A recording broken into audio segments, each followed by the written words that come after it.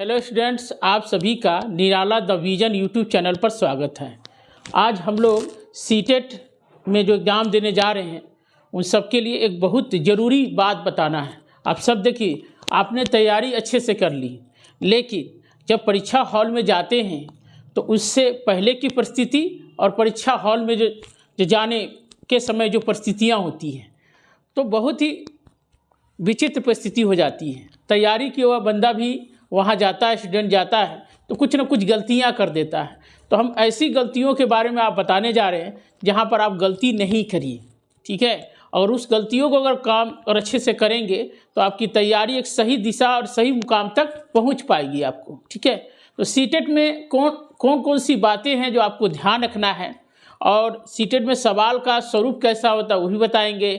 Language को लेकर भी बताएंगे। जो अक्सर बच्चे गलतियाँ करते हैं, जो बच्चे गलतियाँ करते हैं, उन गलतियों से आप कैसे जो है सावधान रहिए, सतर्क रहिए, और ये जानना बहुत ज़रूरी है। सबसे पहले सीटेट 2020 और 23 जो अगले महीना जनवरी में नए साल में जो एग्ज़ाम देने जा रहे हैं, और नए साल की सबको बधाई, ये शुभकामनाएं। और आप नए साल में मैं चाहूँगा कि आपका सीटेट अच्छे मार्क्स से पास हो और सबको सरकारी नौकरी प्राप्त हो। ये चलिए आगे हम लोग बढ़ते हैं। सबसे पहले क्या करना है, सबसे पहले आपको क्या करना है कि एडमिट कार्ड जो है आपका, जो भी है एडमिट कार्ड, आप पहले उसको डाउनलोड कर लीजिए। ये अब ऐसा नहीं कि एग्ज़ाम के दिन एडमिट कार्ड डाउनलोड कर रहे हैं, ऐसा नहीं है, क्योंकि आपका सेंटर दूर दूर तक है। तो एडमिट कार्ड डाउनलोड करिए। दूसरा, आप ये देखिए कि मेरा सेंटर कहाँ पड़ा हुआ है, सेंटर देख लीजिए। और चूँकि इस बार काफ़ी बच्चों ने भरा है तो एक्चुअली में क्या है कि अपने अपने जो है राज्यों से बाहर भी पड़ा है सबका, तो इसीलिए आप लोग एडमिट कार्ड जब भी आए तुरंत उसे करिए। और जैसे आपका बिहार से बाहर हो चाहे दिल्ली से जिसका बाहर हो, तो उसकी तैयारी पहले से कर लीजिए कि जाने की व्यवस्था क्या है। मैंने आपको बताया ना कि आपको एग्ज़ाम देने से पहले कौन कौन बातें ध्यान रखनी है, सब चीज़ें जाननी है। तीसरा है कि एडमिट कार्ड में जो बातें लिखी गई हैं उसको ध्यान से पढ़ लीजिए। मैं एग्जामिनेशन कंट्रोलर भी रहा हूँ अपने कॉलेज में। मेरा नाम प्रभात कुमार निराला, असिस्टेंट प्रोफेसर ये। और मैंने सीटेट का कोचिंग काफ़ी दिया है, 2011 से लेकर 2022 तक मैं अभी भी दे ही रहा हूँ ये। तो मुझे पता है कि जब बच्चे एग्ज़ाम हॉल में आते हैं तो क्या क्या मतलब जो है गड़बड़ी करते हैं बच्चे, ठीक है। तो वहाँ देखना है ये।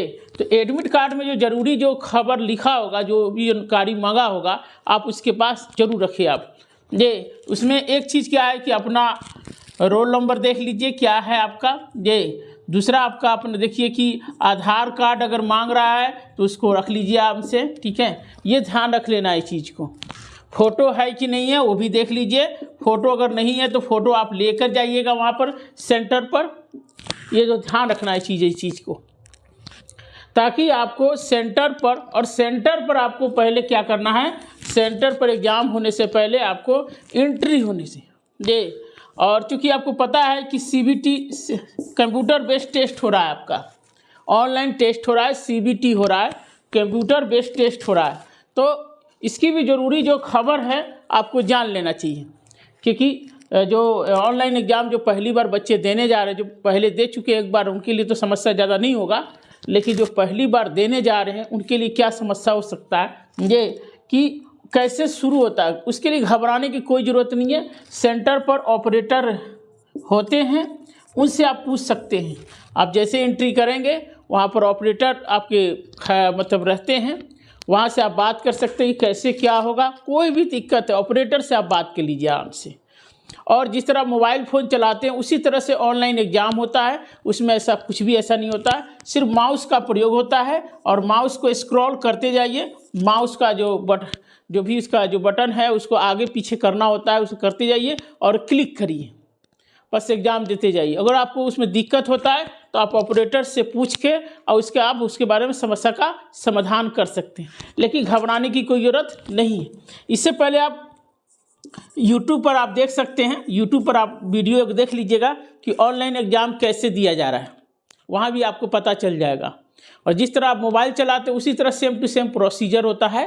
अब आजकल तो हर बच्चे कंप्यूटर से चाहे मोबाइल से काफ़ी जो है जुड़ चुके हैं, तो इससे घबराने वाली बात नहीं है। फिर भी आप यूट्यूब में एक बार देख लीजिएगा और दूसरा ऑपरेटर से पूछ लीजिएगा, इसलिए घबराने की कोई ज़रूरत नहीं है।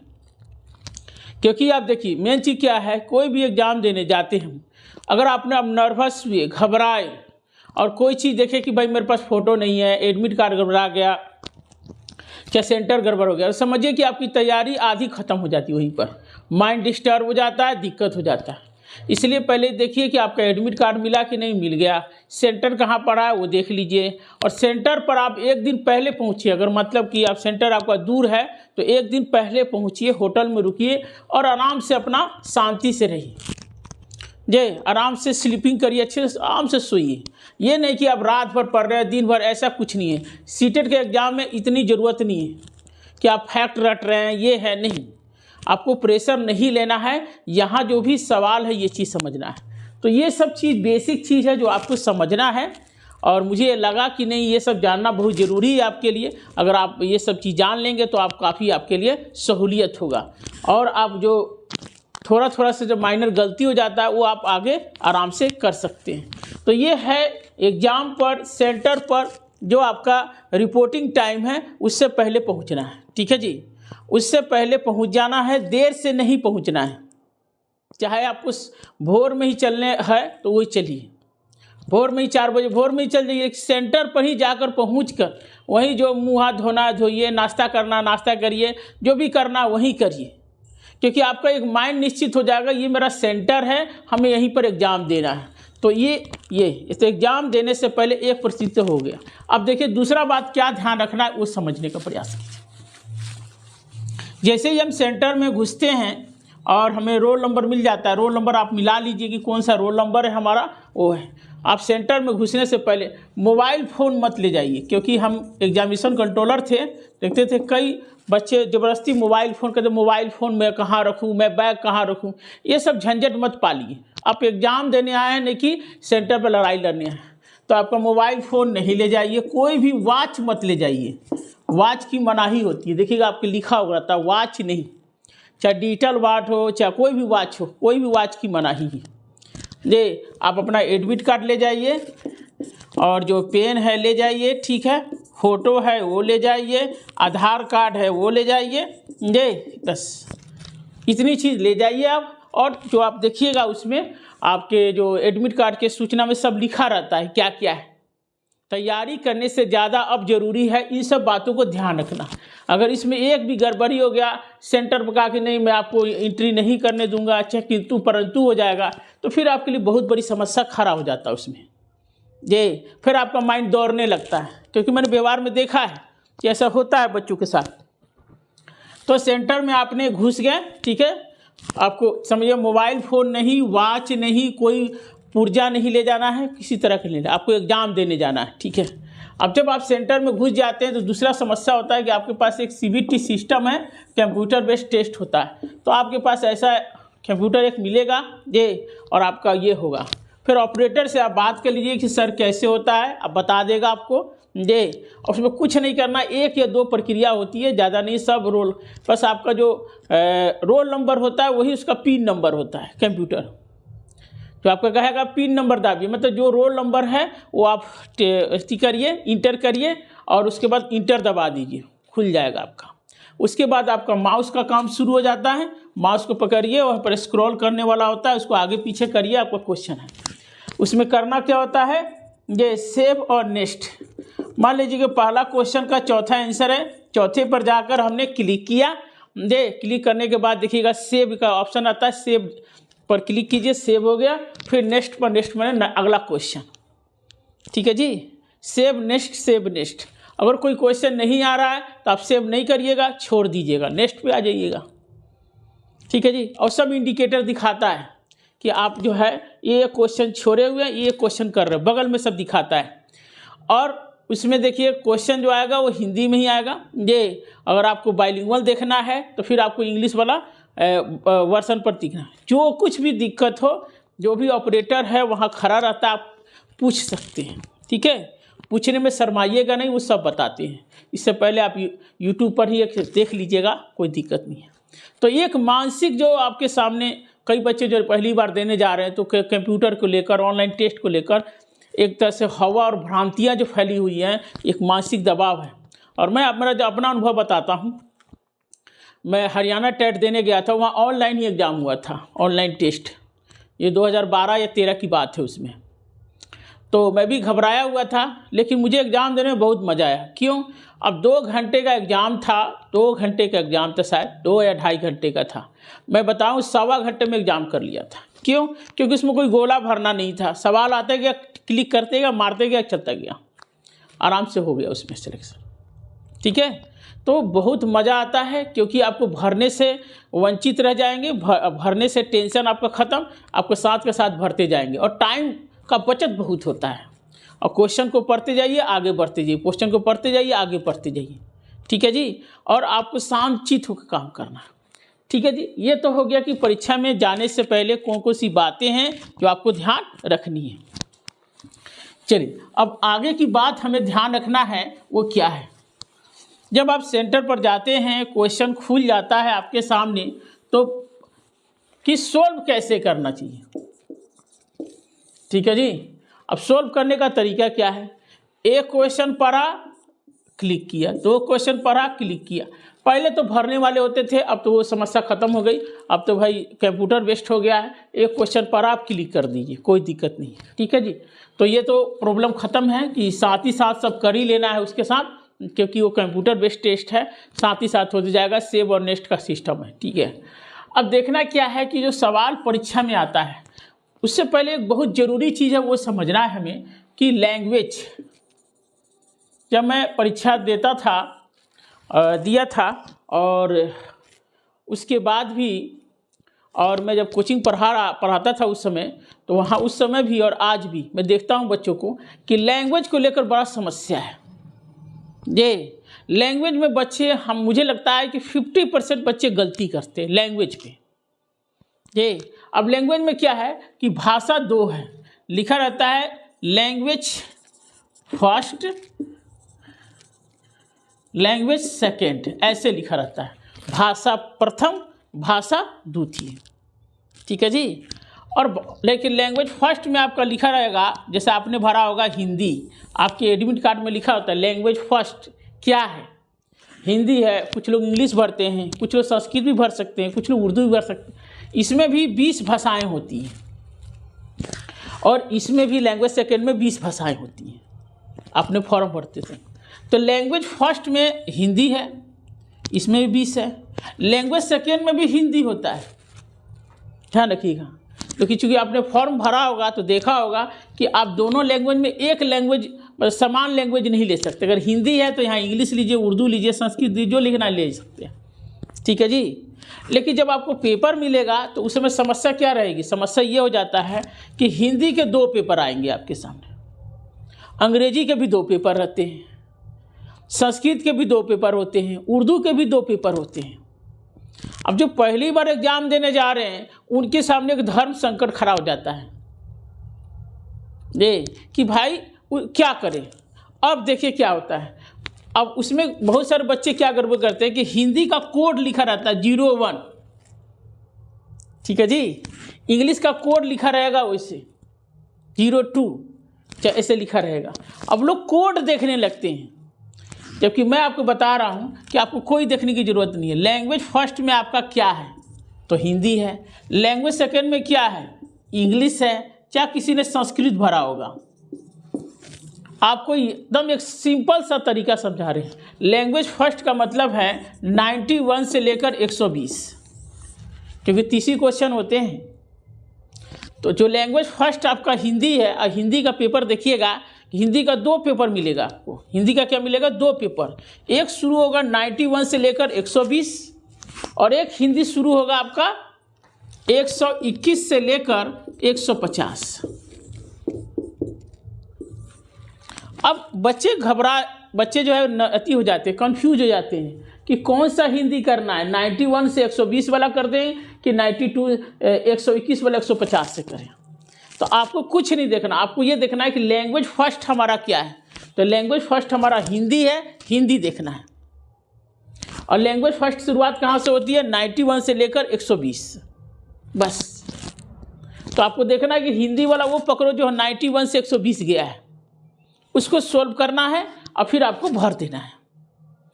अब लैंग्वेज सेकेंड का मतलब क्या हो गया, ये देखिए। अब लैंग्वेज सेकेंड में अब आइएगा तो यहाँ आप देखिएगा लैंग्वेज सेकेंड शुरू होता है 121 से लेकर 150।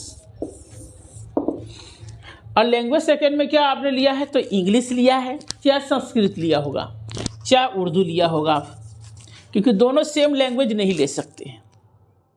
तो आप एडमिट कार्ड में देखिएगा कि लैंग्वेज सेकेंड में क्या है। कोई इंग्लिश लेता है, अक्सर बच्चे इंग्लिश लेते हैं ये, और कुछ बच्चे ही संस्कृत लेते हैं, उर्दू बैकग्राउंड के तो उर्दू लेते हैं।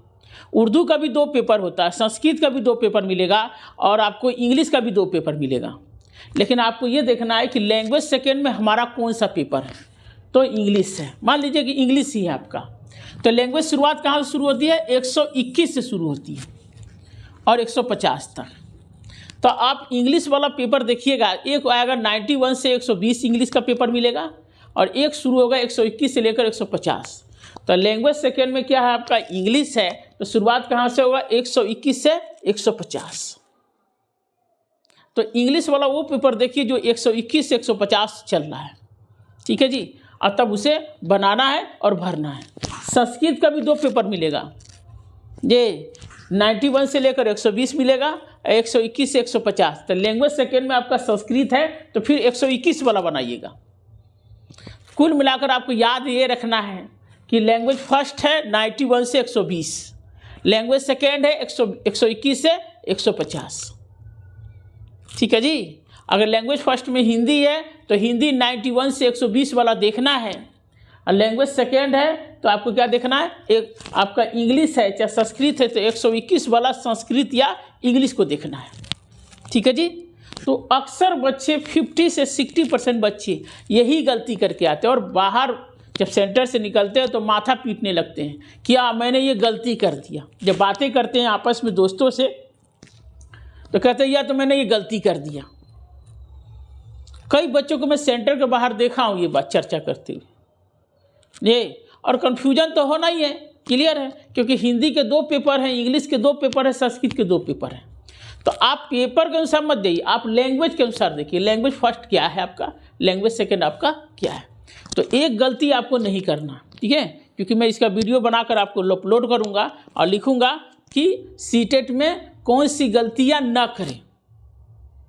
तो एक गलती जो सबसे महा गलती हो ये है, क्लियर, ये चीज़ समझना है, ठीक है। सब लोग समझ गए चीज़ को। चलिए अब आगे बढ़ते हैं। अगला बात क्या ध्यान रखना है सीटेट में, जो हमें देखने का प्रयास करना है, इस चीज़ को जो बहुत इंपॉर्टेंट बात है वो देखना है। देखिए सीटेट में जो सवाल आता है वो कॉन्सेप्चुअल आता है,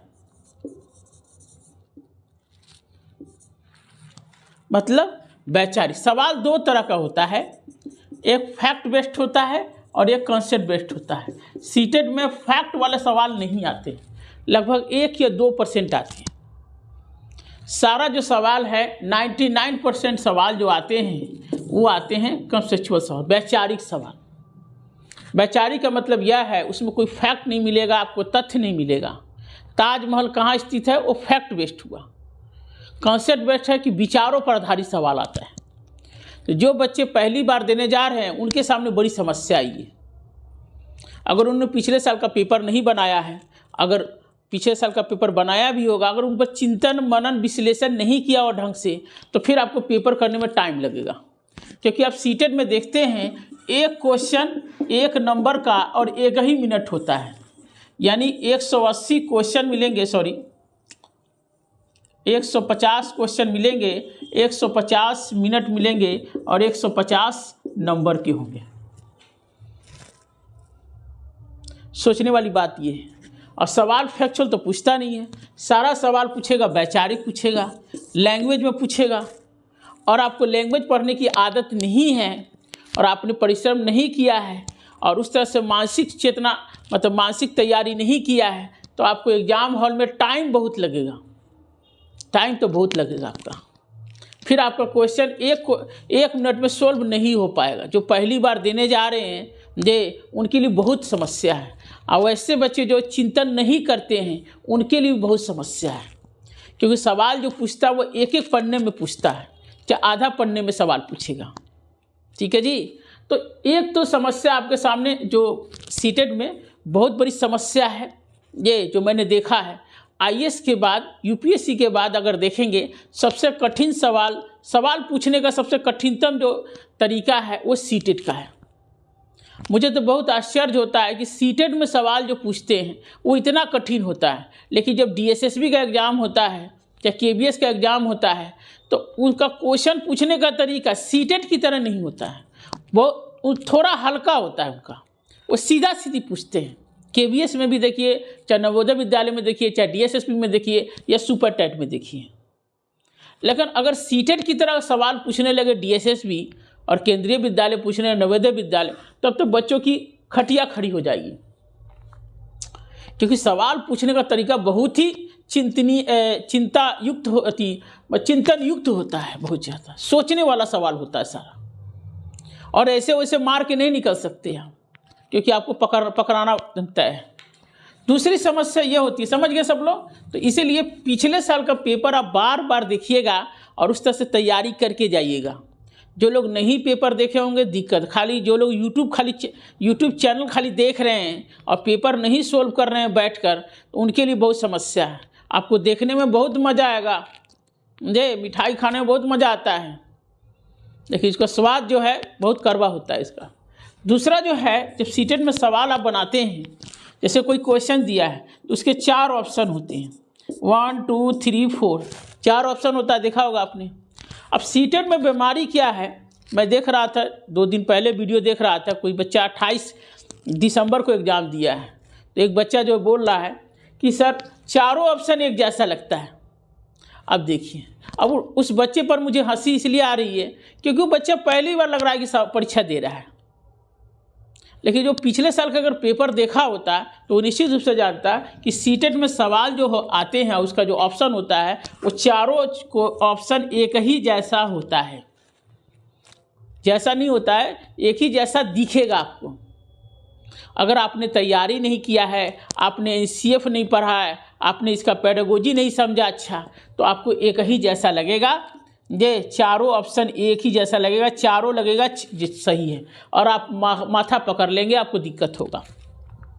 फिर आप क्या करेंगे, हनुमान जी का नाम लेंगे और किसी पर मार देंगे, यही होगा आपको। या तो आपको 50%, या तो आपको 2 ऑप्शन एक जैसे लगेंगे।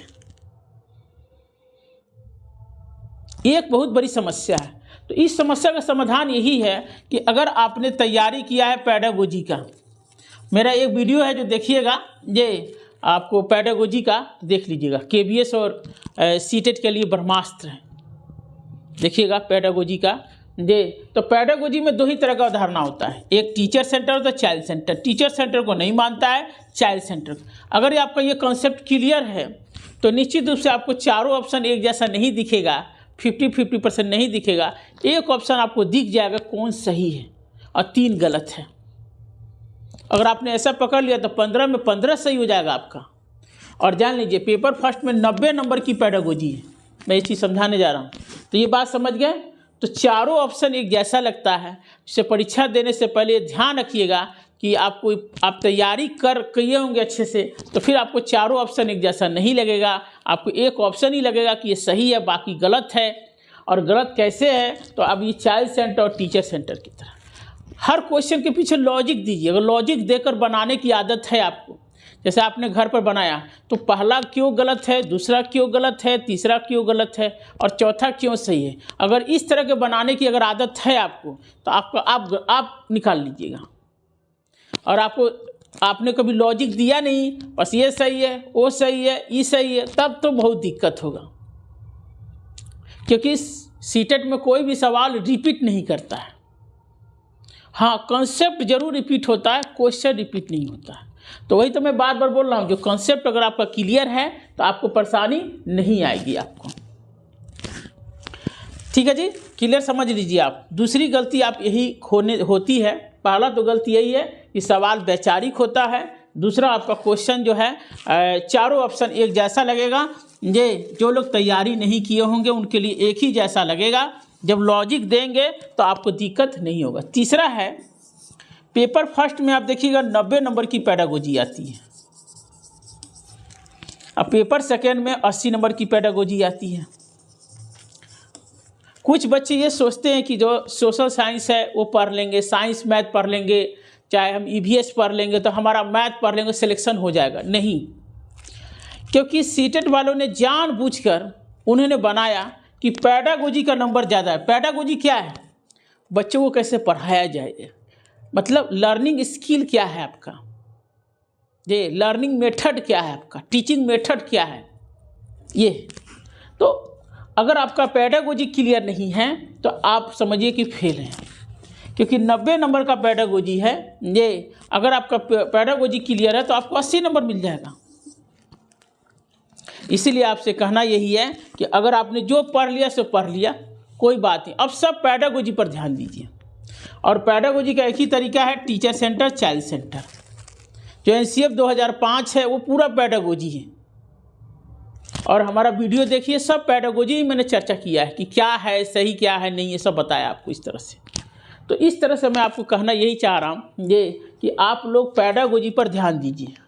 आपका पेडागोजी, आपका शिक्षण, इसको शिक्षण बोलते हैं, चाहे लर्निंग स्टाइल बोलते हैं, अगर ये आपका सही होगा, आपने अगर मेहनत किया होगा इस पर और ये सही होगा तो आपका बेड़ा पार लग जाएगा। फिर 15 नंबर का पैसेज आता है हिंदी का और 15 नंबर का इंग्लिश का, चाहे आपका संस्कृत का आता है। आराम से उसमें से 30 नंबर में से आप आराम से 20 या 21 नंबर तो ले ही लेते हैं। तो यहाँ जितना स्कोर आप आगे बढ़ाइएगा, सिलेक्शन उतना ही अच्छा होगा आपका। ये मैं पूर्व अनुभवों के आधार पर बता रहा हूँ। कोई मैं ये नहीं कि आज मैं पढ़ा रहा हूँ आज ही आपको समझा रहा हूँ, नहीं। मैंने काफ़ी ऑफलाइन कोचिंग दिया है और मेरा जो अनुभव है मैं आपको समझा रहा हूँ। और जो सीटेट के क्वेश्चन जो सीटेट लाया गया तो सबसे ज़्यादा यही देखा कि बच्चा रटे नहीं, चिंतन करे, और चिंतन करने के लिए ही पेडागोजी लाया है। जबकि आप टैट देने जाइएगा, स्टैट देने जाइएगा तो वहाँ पर आपको पेडागोजी मिलेगा ही नहीं, खाली मिलेगा फैक्चुअल सवाल। इसीलिए सवाल पूछने का जो सबसे मानक स्तर है वो है सीटेट है। 3 बातें ध्यान में रखिएगा जो बहुत इंपॉर्टेंट बात है। मुझे लगा कि नहीं बताना बहुत ज़रूरी है, नहीं तो हमारे जो स्टूडेंट्स हैं वो तैयारी करके भी बेकार हो जाएंगे फिर तो। ये क्योंकि आपके पास हथियार तो है, लेकिन हथियार का कैसे प्रयोग किया जाएगा युद्ध में, इसका भी जानकारी आपको होना चाहिए। चौथा बात जो हम बताने जा रहे हैं, बहुत इंपॉर्टेंट बात बताने जा रहे हैं। अक्सर बच्चे 80% बच्चे गलती करते हैं। सीटेट में नंबर क्यों नहीं आते, क्यों नहीं बच्चे पास होते, कभी सोचा आपने? सबसे बड़ा वजह यह है कि सीटेट जो चीज़ पूछता है वो बीएड में और डाइट में नहीं पढ़ाया जाता है। वो लोग परंपरागत तरीके से पढ़ाते हैं। अगर सीआई को छोड़ दिया जाए, जामिया मिलिया इस्लामिया को छोड़ दिया जाए, जो कुछ संस्थानों को छोड़ दिया जाए, लेकिन दूसरे स्टेटों में चल जाइए, बहुत ज़्यादा संस्थानों में चल जाइए, वो सब परंपरागत तरीके से पढ़ा रहे हैं। लेकिन अच्छी बात है कि आज के डेट में काफ़ी यूट्यूब चैनल हो चुके हैं, बाकी लोग बहुत लोग पढ़ा रहे हैं और काफ़ी जानकारी दे रहे हैं इस चीज़ को, तो रिजल्ट की परसेंटेज बढ़ रही है। लेकिन 2011, 12, 13, 14, 15 का देखिएगा बहुत ख़राब रिजल्ट है। ऐसा कारण क्या है? एक तो भाई जो कॉन्सेप्ट है वो बच्चों को नहीं पता है कि सीटेट का क्या कॉन्सेप्ट है। ठीक है जी, हम लोग सौभाग्य रहा, हम लोग सीआई से पढ़े, central institute of education, Delhi विश्वविद्यालय। जी बहुत बेहतरीन पढ़ाई होती है वहाँ पर और क्वेश्चन लगभग वहीं से सेट होता है, सब लोग अपना अपना देते हैं और उन्हीं टीचरों से पढ़ने का हम लोग को मौका मिला है। तो अब देखिएगा कॉन्सेप्ट जो है आपको पता नहीं होता है। हम देखते हैं दूसरे स्टेटों में देखते हैं, जो हरियाणा में देख लीजिए, मध्य प्रदेश में देख लीजिए, कई दूसरे जगह देख लीजिए, उनका पढ़ाने का तरीका वही किताबी है, किताबी टाइप का। जबकि ये सवाल क्या पूछते हैं, बहुत व्यवहारिक सवाल पूछते हैं, उसी चीज़ को व्यवहारिकता से पूछते हैं। तो ये पहला तो ये है कि ये बच्चे समझ नहीं पाते हैं और इसीलिए गलती करते हैं। एक है जो बहुत इंपॉर्टेंट बात बताने जा रहे हैं, प्रश्न का स्वरूप। अब देखिए प्रश्न का स्वरूप पूछते कि मुझे लग रहा है कि सीटेट जितना प्रश्न के स्वरूप पर काम करता है मतलब सिर्फ आईएएस को छोड़ दिया जाए, किसी भी एग्जाम में इतना काम कोई नहीं करता है। देखिएगा सवाल क्या पूछेगा, पहला सही है, देखिए बदमाशी देखिए इसका, ठीक है, ये तो सही है। दूसरा लिखा रहेगा सत्य है। तीसरा क्या लिखेगा, उचित है, देखिए प्रासंगिक है। पांचवा अनुकूल है, सबका मतलब क्या है, राइट है। देख लीजिए, आप किसी भी एग्जाम में जाइएगा सब जगह लिखा रहेगा कौन सा कथन सत्य है। लेकिन इतना जरा ताम झाम जो है किसी भी एग्जाम में नहीं मिलेगा। अब देखिए, अभी तो मैं शुरुआत दिखा रहा हूं आपको, देखिए छठा नंबर में क्या लिखेगा, देखिए क्या लिखेगा, इनमें से कौन सा कथन गलत नहीं है। अब बताइए इसका क्या मतलब हुआ। देखिए यहाँ पर सब लोग देखिए, समझिए चीज को। अब गलत नहीं है क्या मतलब, मतलब सही है। और आप जब सवाल बनाते हैं तो क्या करते हैं, झटके में पढ़े गलत, आपने नहीं पढ़ा, हो गया आपका काम तमाम। लिखा रहेगा सत्य नहीं है, देखिए फिर बदमाशी, मतलब सही है, सॉरी गलत नहीं है, सॉरी, ठीक है जी। अनुचित नहीं है ऐसा लिखा रहेगा, ठीक है जी। लिखा रहेगा अनुकूल, लिखा रहेगा प्रतिकूल नहीं है। अक्सर जो नहीं वाला जो दिमाग है, देखिए सीटेट के एग्जाम में देखिएगा नहीं पर अंडरलाइन किया रहता है। जितने भी पेपर देने जाते हैं लोग, मेरा समझ में लगता है कि 80% बच्चे यही गलती करते हैं। और ऐसे क्वेश्चन पूछकर सीटेट वाला बहुत मज़ा लेता है आपका। और जब मैं पढ़ाता था ऑफलाइन, चाहे ऑनलाइन भी पढ़ाता हूँ, तो मैं सबसे ज़्यादा यही सब चीज़ों पर जोर देता हूँ। और हमारे भी बच्चे गलती करते जब टेस्ट पेपर सोल्व करवाता हूँ, लेकिन मैं उनको कह के इतना थूरता हूँ मैं कि वो चीज़ को दिमाग में बैठा देता हूँ। अक्सर बच्चे पढ़ाने जा, मैंने तो नहीं पढ़ा ही नहीं, तो गया काम खत्म, कहानी आपके लिए, कहानी खत्म है आपका।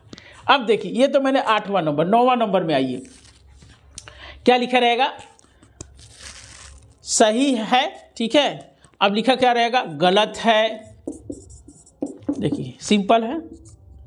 10वां नंबर असत्य है, ठीक है। 11वां नंबर अनुचित है, ठीक है। 12 नंबर प्रतिकूल है। अब देखिए बदमाशी, सबका मतलब क्या है, गलत ही है। इतने वैरायटी चीज़ पर कोई रिसर्च करता ही नहीं है जितना सीटेट रिसर्च करता है। वो क्या चाहता है, आपको चाहता है कि आप चिंतन करते हैं कि नहीं, कि चिंता करते हैं कि चिंतन करते हैं आप, ये चीज़ को ध्यान रखना है। अब इसमें ड्रामा देखिएगा, ये अब इसी में लिख देगा गलत नहीं है, असत्य नहीं है, लिखिए गलत, कौन सा गलत नहीं है, इस तरह से पूछ देगा। अब एगो शब्द देखिएगा अवांछनीय, अब देखिए बदमाशी, मतलब गलत है। यहाँ लिखा रहेगा वांछनीय, अक्सर सवाल आता है परीक्षा में, समझ है चीज को। ये ध्यान रखिए चीज़ों को, इस शब्दों पर, शब्दों की जो प्रश्न पूछने का जो तरीका है वो कितना खतरनाक बना रहा है। अब देखिए एक सवाल देखिए, लिखा रहेगा न्यूनतम कौन है, बताइए। लिखा रहेगा सबसे कम, और सब का मतलब है गलत है। और इधर लिखा रहेगा सबसे अधिकतम। देखिए बदमाशी, इस पर अगर ध्यान आपने नहीं दिया तो गया काम से आपका सवाल। इसीलिए सवाल को बनाते समय मैं आपसे रिक्वेस्ट कर रहा हूँ कि आप सवाल को बनाइए, तो सवाल को ज़्यादा पढ़िए, क्योंकि 50% दिमाग तो वही ख़राब करेगा आपका। अब बाकी जो क्वेश्चन पढ़िएगा तो दिमाग तो ख़राब होना ही है उसमें। तो इसीलिए इन सब चीज़ों को थोड़ा ध्यान रखिए।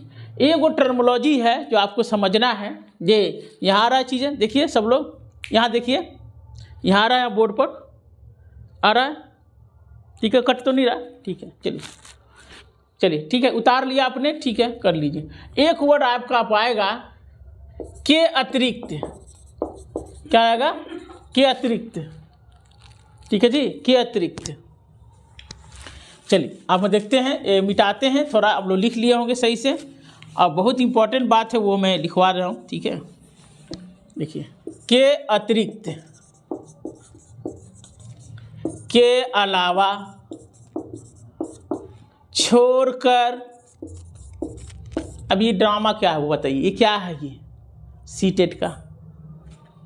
ये हमको याद है 2013-14 का पेपर में 30 सवाल में कम से कम 12 या 15 सवाल तो यही पूछ दिया था, और सभी स्टूडेंटों को ये लगा कि नहीं हम तो सही बना के आए हुए हैं, हो गया गड़बड़ झेला। इसका मतलब यह होता है इसमें कि 3 सही है और 1 गलत है, तो 1 गलत वाला पूछ रहा है आपसे, यही आंसर पूछता है। लिखा रहेगा निम्नलिखित में से, कहेगा के अतिरिक्त को छोड़कर क्वेश्चन लिख देगा, बताइए। तो ध्यान रखना है कि जब भी के अतिरिक्त आ जाए, के अलावा आ जाए, छोड़कर आ जाए, ठीक है जी, सिवाय, इसमें लिखा रहेगा सिवाय। देखिए फिर इंग्लिश होता है सबका तीनों, एक्सेप्ट, ये लिखा होता है। ये ध्यान रखना है, बहुत ज़रूरी है जो मैं बता रहा हूँ आपको। मैंने इतना पढ़ाया है और मैंने देखा है कि बहुत ज़रूरी बातें हैं ये, और सीटेट बहुत प्रयोग करता है इन शब्दों का, जितना मैंने बताया ये सब बहुत प्रयोग करता है, और ये आपके लिए बहुत इम्पोर्टेंट है। मैंने आपको बताया ना कि सीटेट में कौन सी गलतियां नहीं करनी है ताकि आप सवाल को अच्छे से बना सकें। अगर आप इन सब बातों को ध्यान रखेंगे ना तो 120 नंबर आपको पक्का आ जाएगा। आपको 15-20 क्वेश्चन तो यही गलती कर देता है, आपको आते हुए क्वेश्चन गलती कर देता है, तो ये चीज़ आपको ध्यान रखना है। ठीक है जी, तो ये मैंने प्रश्न के स्वरूप पर चर्चा की आपके सामने ताकि आपका समस्या नहीं हो और आपको देख सके। ठीक है जी, सीटेट में फिर से बता रहा हूँ, सीटेट एग्जाम देने में कोई समस्या नहीं है, ये सारा माइंड गेम चलता है क्वेश्चन को सोल्व करने का। अगर माइंड को आपने स्थिर रखा, माइंड को जो है ध्यान से लगा के बनाया, तो आपको समस्या नहीं होगी, आप आराम से अच्छा करके ही आएंगे परीक्षा में। ठीक है जी, परीक्षा में आप अच्छा करके ही आएंगे। ठीक है, अब देखिएगा सीटेट में हम कुछ बातों को ध्यान रखना है कि केवल लिखा रहेगा, सिर्फ लिखा रहेगा, एकमात्र लिखा रहेगा, और ही लेकर, ये सब शब्दों का यूज बहुत करता है। और मैं आपको ब्रह्मास्त्र बता रहा हूँ, ये शब्द जहाँ भी होगा गलत हो जाएगा, क्योंकि हम शिक्षा में कोई भी चीज़ पढ़ते हैं तो कोई एक कारण नहीं होता, एक से अधिक कारण होता है। तो ये ध्यान रखिएगा, इन सब शब्दों में जहाँ ये सब प्रयोग करें समझिए कि वो गलत है, गलत है, पूरा लाइन ही गलत है। लिखा रहेगा हमेशा, ये भी गलत है, क्योंकि कोई भी कथन हमेशा सत्य नहीं होता, हमेशा गलत नहीं। पूर्ण लिखा रहेगा कि पूर्ण रूप से सही है, तो ये भी गलत है। कोई भी चीज़ पूर्ण रूप से सही नहीं होता है और ना पूर्ण रूप से गलत होता है। तो इन सब शब्दों को थोड़ा देखिएगा और समझने का प्रयास करिएगा। एग्जाम हॉल में फिर कहते हैं कि आप हमेशा कूल होके देखिए। अगर आपने नर्वस हुआ है, एक तो मैं बता रहा हूँ कि एग्ज़ाम बहुत कठिनतम एग्ज़ाम है, अगर आपने दिमाग को स्थिर किया तो आपके लिए बहुत आसान होगा। आप क्वेश्चन पढ़ने पर ध्यान दीजिए और पैडागोजी पर सबसे ज़्यादा ध्यान दीजिएगा। आपका पैडागोजी गलत नहीं होना चाहिए। अगर आपको सीटेट में कोशिश करना है, जो लोग एग्ज़ाम दे रहे, बहुत इंपॉर्टेंट बात है, मेरा जो अनुभव है मैं समझा रहा हूँ आपको। जैसे पेपर फर्स्ट में देखिएगा, आपको सीटेट पास करना है तो कौन महत्वपूर्ण भूमिका निभा सकता है। देखिएगा, सबसे पहले आपको देखना है हिंदी। हिंदी में आपको 30 में से कम 25 प्लस नंबर आना चाहिए। कितने? 30 में से 25 प्लस। अगर 30 में 30 आ गया तो सीटेट में आपको फेल, मतलब पास होने से कोई नहीं रोक सकता है।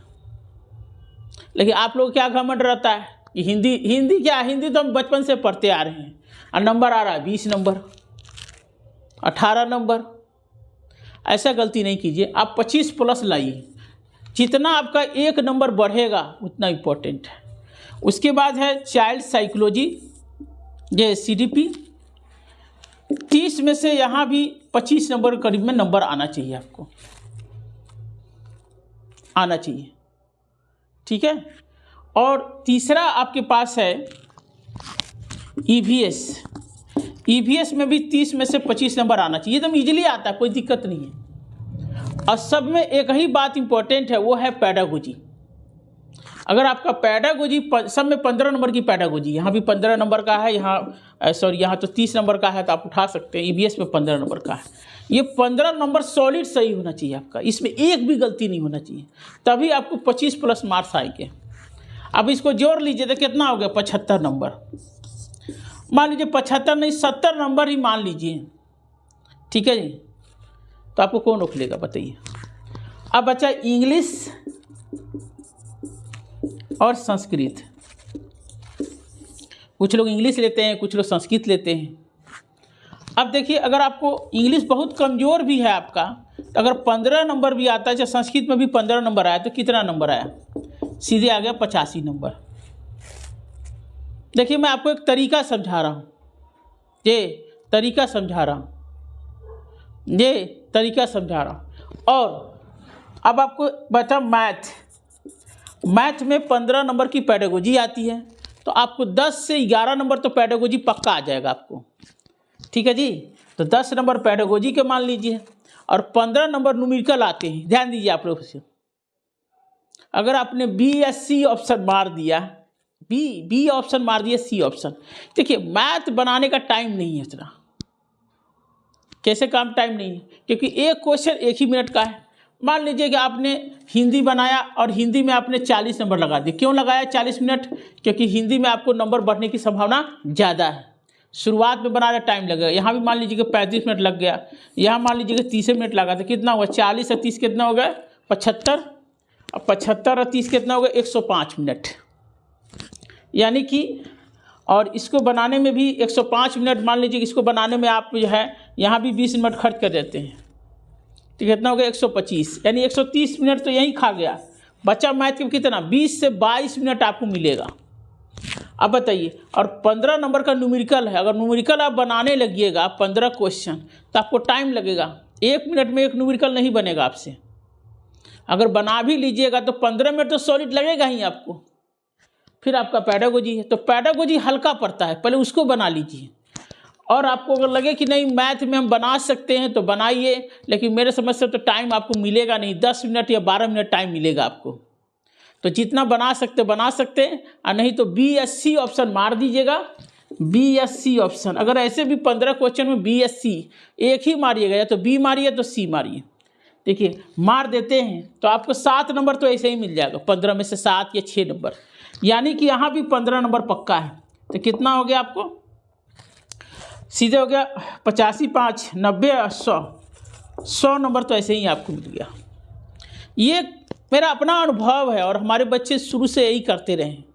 हम बिना मैथ बनाए भी बच्चे पास हुए हमारे यहाँ, और ऐसे 99% बच्चे पास हुए हैं। हमने मैथ के बारे में ज़्यादा सोचता ही नहीं है, क्योंकि मैथ बनाना बर्बादी करने के समान है। अब मैथ बनाइएगा टाइम खराब होगा। देखिए हिंदी आपका हल्का है, आप हिंदी पर टाइम दीजिए ना। अब हिंदी पर जितना टाइम देंगे आपका हो सकता है 30 में 30 सही हुआ, होता है इससे ही सबका। साइकोलॉजी पर टाइम दीजिए, आपका हो सकता है आपको 30 में 30 नंबर मिल जाए आपको। EVS पर टाइम दीजिएगा, हो सकता है 30 में 30 नंबर मिल जाए आपको।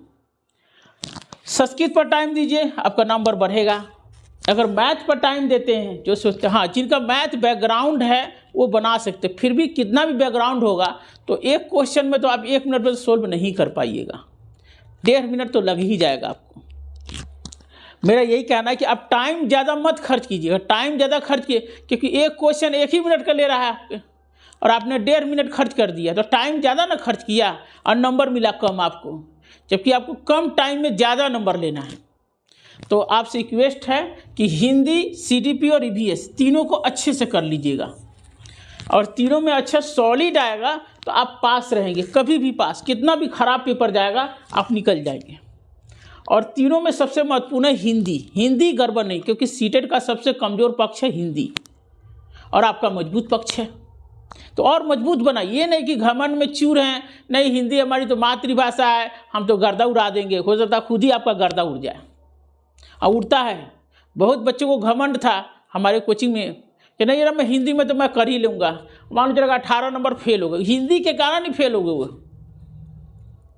ठीक है। और जो बच्चे इंग्लिश मीडियम के थे वो पर मेहनत किया, वो 30 में 30 हिंदी में लाए हमारे यहाँ से। इंग्लिश मीडियम के बच्चे बताए जो प्योर इंग्लिश मीडियम के थे। तो इसीलिए थोड़ा ध्यान दीजिए और सबसे ज़्यादा ध्यान देना है पैडागोजी गलती नहीं करना। चलिए अगला देखना है पेपर सेकेंड। पेपर सेकेंड में हमको ये काम करना है, जो पेपर सेकेंड है, पेपर सेकेंड में देखिएगा एक एसएसटी वाले हैं और एक है मैथ और साइंस वाले हैं। अभी इनके लिए बता देते हैं। इनके लिए भी वही बात है, हिंदी पहले बना लेना है। हिंदी में 30 में 25 प्लस नंबर लाना है, किसी भी शर्त पर लाना है।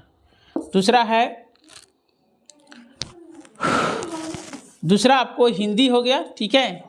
और दूसरा है CD child development and pedagogy, ठीक है जी। ये भी 30 में से 25 नंबर आना चाहिए आपको। देखिए 25 कितना हो गया, 50 नंबर। अब बचा तीसरा SST है। SST 60 नंबर का है, लेकिन SST में 60 नंबर में से 20 नंबर आपका पैडागोजी है। तो पैडागोजी आप बढ़िया से बनाइएगा इसका, क्योंकि पैडागोजी जो है आपको 20 नंबर में से 18 नंबर कम से कम आना चाहिए, 18 या 17 नंबर पक्का आना चाहिए। तो इसको ऐसे 40 प्लस 20 कर देते हैं तो 18 नंबर आपका वो हो जाएगा। और 40 नंबर में से कम आपको 25 नंबर तो आना चाहिए। तो 8 5 13 और 2 1 3 1 4, यानी कि 40 प्लस नंबर आ गया आपको यहाँ पर। मान लीजिए 40 प्लस नंबर आ गया। अब बच्चा संस्कृत या इंग्लिश। अगर आपने 15 से 20 नंबर भी यहाँ चुरा लिया, काम कर लिया, तो समझिए कि ये 15 नंबर ही जो ली। देख लीजिए 25 25 50 और 50 और 40 कितना हो गए, 90 और 90 और 15 कितने हो गए, 105 नंबर। 105 नंबर लिया है आपने। तब तरीके से बनाना है। किताब है 40 नंबर का, तो घबराना नहीं है। जो हिस्ट्री है, पॉलिटी है, ज्योग्राफी है, उसके मेन जितने पॉइंट है पढ़ लीजिए। एक चैप्टर में एक ही मेन पॉइंट होते, 1 या 2 होते, उसको पढ़ लीजिए। और बस अब हम लोग देखते हैं मैथ और साइंस में देखते हैं। देखिए मैथ और साइंस में हमें क्या करना वो देखना है। देखिए मैथ और साइंस वालों के लिए सीटेट पास करना बड़ा ही एक चुनौती है। कठिन तो नहीं है, लेकिन एक चुनौती है आपके सामने। अब देखिए यहाँ भी हम रणनीति क्या अपनाएंगे, जैसे हिंदी है तो आपको जो मैथ साइंस वालों को मैं बता रहा हूँ, जो मेरा अनुभव है मैंने बताया आपको। देखिए ये मतलब क्या दिक्कत है उनके सामने। हिंदी आपका आएगा 30 में 30, तो कोशिश आप करिए 25 नहीं 30 के करीब पहुँचने का कोशिश करिए। एक नंबर भी 25 प्लस तो लाना ही लाना है। अगर आपको 30 के करीब नंबर आ जाए तो समझिए कि आपके लिए बहुत सहूलियत होगा। उसके बाद देखिए CDP child development and pedagogy में देखिएगा ये, चलिए 30 में 25 नंबर लाइए, प्लस लाइए आप। मतलब हम मैथ साइंस वालों के लिए बोल रहे हैं, क्योंकि थोड़ा हमको मेहनत करना पड़ा। कहाँ नंबर कम आ सकता है वो समझाएंगे आपको। तीसरा हो गया आपका मैथ में क्या है कि 20 नंबर न्यूमेरिकल्स है और 10 नंबर आपका वो है, 30 नंबर का आते हैं पैडागोजी है। अब 10 में से 8 या 7 नंबर तो पक्का ला सकते हैं, लेकिन मैथ अगर बनाना शुरू कर दीजिएगा फिर आपका टाइम जाएगा। यहाँ पर अगर 20 सवाल है तो 20 मिनट तो बात छोड़ दीजिए, कम से कम 1.5 मिनट तो लगेगा आपका। तो 15 दूना 30, यानी 20 सवाल बनाने में 30 मिनट। हो सकता है 20 में 20 सही ना हो, आपका 15 सही हो, 16 सही हो, 14 सही हो, लेकिन आपने नंबर कम पाया। यहाँ पर टाइम ज़्यादा लगा। कई हमारे यहाँ बच्चे जो ऐसे थे, स्टूडेंट थे, जो मैथ ही बनाते रह गए और टाइम लग गया कम से कम 40-45 मिनट टाइम लग गया। उनको घमंड इस बात का था कि मैं मैथ का टीचर हूँ, मैथ बनाऊँगा। भाई मैथ का टीचर आप अच्छी बात है, लेकिन टाइम लग रहा है ज़्यादा ना आपका, ठीक है जी। तो टाइम आप हिंदी पर दीजिए, CD पर दीजिए और मैथ पर दीजिए, मैथ की पैडागोजी पर। तो यहाँ भी आप मैथ बनाकर ये, अगर आप मेरा ट्रिक्स पर चलेंगे वही बात ये कि मैथ को बाद में ही छूइएगा, लेकिन पैडागोजी को छू लीजिएगा। पैडागोजी आप सही कर लीजिए, सॉलिड बना लीजिएगा। हो सकता है 10 में 10 सही हो जाए, लेकिन 7 या 8 नंबर तो पक्का मिल जाएगा। चौथा है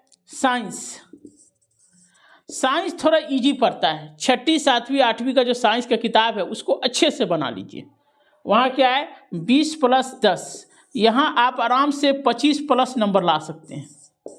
25 नंबर तो आराम से ला सकते हैं, 25 नंबर साइंस में। और ये देखिए मैथ में मैंने कहा था 7 नंबर अब प्लस, अगर आप 20 में अगर आप बी या सी ऑप्शन मार देते हैं, थोड़ा बना भी लेते हैं, टाइम बचता है तो आप यहाँ से 10 नंबर तो चुरा ही सकते हैं, यानी 17 नंबर का हम मैथ में ही लेके चल रहे हैं बस। 5वां हो गया संस्कृत या इंग्लिश। अगर आप 15 या 20 नंबर यहाँ से लेते हैं, मान लीजिए 15 नंबर ये जोड़ लीजिए आप, ये यहाँ मान लीजिए कि हिंदी में 25 भी आया, 25 25 50 ये, और 50 से 25 कितना हो गया 75, और 75 और 15 नंबर यहाँ ही मान लीजिए मैथ और रीति में, तो 75 और 15 कितना होगा 90, और 90 और 15 कितना हो गया 105 नंबर। लेकिन सारा चीज़ किस पर डिपेंड कर रहा है? हिंदी और सीडी पर डिपेंड कर रहा है, और साइंस पर डिपेंड कर रहा है। ठीक है जी। अगर मैथ बनाइएगा तो टाइम खर्च होगा आपका न्यूमेरिकल, तो मैथ मत बनाइए, मैथ की पेडागोजी पर ध्यान दीजिए। साइंस बनाइए, साइंस की पेडागोजी पर ध्यान दीजिए। साइंस की पेडागोजी भी है, 10 नंबर का 8 नंबर मिल सकता है आपको। किताब है 20 नंबर का 18 नंबर मिल सकता है, तो आराम से 18 7 25 नंबर आराम से आपको मिल सकता है। साइंस जितना पढ़िएगा आपके लिए प्लस पॉइंट होगा। उसी के बाद जो है संस्कृत और इंग्लिश है, तो मिनिमम 15 नंबर तो आपको मिल जाएगा, कोई बड़ा बात नहीं है। अगर आप तैयारी अच्छे से करेंगे 15 हो सकता है, प्लस 20 भी मिल जाए आपको, लेकिन मैंने एक मिनिमम देखिए, मैं आपको जो वीडियो बनाया हूँ आप देखिएगा, ये मेरा अनुभव बोलता है। ये जो मैंने इतने सालों पढ़ाया है, मेरा जो अनुभव है मैं दे रहा हूँ, और इस वीडियो पर आप काम करिएगा तो आप पछताइएगा नहीं, क्योंकि हमारा मूल लक्ष्य है कि सीटेट में जितने भी बच्चे पढ़ रहे सब सीटेट पास हों। 10% रिजल्ट क्यों आ रहा है? देखिए इतने सारे लोग पढ़ाने वाले फिर भी 10% रिजल्ट आ रहा है, क्यों आ रहा है? क्योंकि उनका सबसे बड़ा कारण मेरे समझ 2 कारण हैं। एक तो उनके पास जो कॉन्सेप्ट और मटेरियल का अभाव है, और दूसरा जो सबसे बड़ा ये है कि चिंतन कम करते हैं। क्योंकि सीटेट का प्रश्न में आलोचनात्मक चिंतन करना है, पहला सही हुआ तो क्यों हुआ, दूसरा गलत है, तीसरा गलत है, चौथा गलत है। इस बात पर अगर ध्यान रखेंगे तो आप पछताइएगा नहीं। ठीक है जी। इसी के साथ मैं वीडियो को स्टॉप करने जा रहा हूँ। ठीक है, लेकिन मैं आपसे एक रिक्वेस्ट कर रहा हूँ 2 सेकंड के लिए, इस वीडियो को आप ज़्यादा से ज़्यादा मित्रवत भावना के तहत, ताकि सभी सीटेट पास हो सके, ये मैंने भेजा है। आप जितना ज़्यादा से ज़्यादा फैलाइए, ताकि जो बच्चे अगले राउंड में जो एग्ज़ाम देने जा रहे हैं, जब 25 तक जो एग्ज़ाम देंगे, वो बच्चे इसका पूरा लाभान्वित हो सके। इसीलिए अपने जितने भी आपके बीएड में हो, डाइट में हो, जितने भी बच्चे हैं, सब जगह बताइए। ठीक है जी, थैंक यू।